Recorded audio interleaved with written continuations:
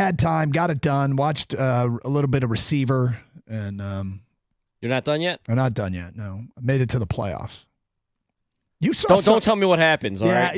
I don't know. I might stop, dude. You are so mad about something. Oh yeah, this is ridiculous. I don't think it's a spoiler. Okay. Okay. Tell the people what upset you watching receiver last night. I've gotten to the point in this show where it's late in the regular season, very late, and they are actually just started the first round of the playoffs, and they completely glossed over the declaring eligible game from Taylor Decker and Skipper, the Cowboys game for the Lions. Didn't talk about it at all. Didn't even mention it.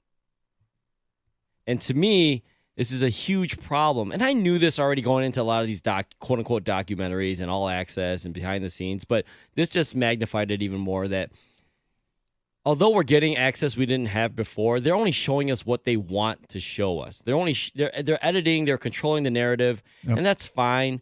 But the NFL has to okay this stuff, and they didn't okay that. Probably because they were wrong. They probably screwed up the refs, probably screwed up whatever it was, whatever reason it was. They didn't put it in there because it made the NFL look bad. It made the Shield look bad. And because of that, I find this receiver, now Netflix show, really tainted, to be honest with you. Wow. I mean, look, it bothered me. It obviously did. The truth is, we call it reality TV behind the scenes, but it is heavily edited. And if that's the only way we're going to get this stuff, so be it. I'll take it. It's better than nothing. But I hear you. They basically just decided we're not doing this, and they, anything that was interesting, they tried to highlight. That seemed like it was a big part of the season and would be considered rather interesting. Yeah, and part of the show at that point is they're talking about teams trying to get the number 1 seed and seeding in the playoffs. Like the Niners, of course, end up with the 1 seed. Spoiler alert, people. Yep. But they were watching other games. The Lions were in that mix. They were all like 10-4 at one point. Yep. It's not like there's no need to put this in here. There was that need. There was just the need that was a big NFL story. It's not like they didn't have St. Brown or CeeDee Lamb. No, they had one of the receivers involved in that game, mic'd up, other players, I'm sure. But so that bothered me. That's all. Yep.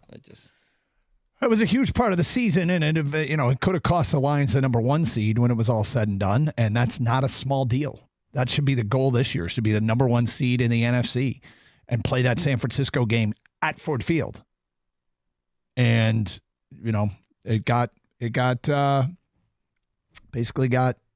didn't even get glossed over. It got skipped. They didn't talk about it at all. They didn't even mention it. No. So I'm not quite as hostile about it as you are.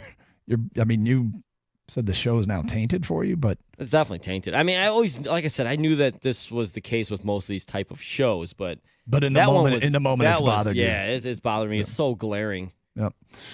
Well, it still is worth watching, I would say. I mean, you've given it your endorsement. This doesn't. You still find the show entertaining, right? Yeah, of course. I mean, for the most part, there's funny stuff. Yeah, I'm entertained. There's funny stuff. There's access. There's things I didn't know or didn't hear about. Because you get to hear other players like Jared Goff, and other Lions. But it kind of snapped me back into reality. It's like, all right, you know what? They're showing us what they want to show us. Of course. 248-539-9797.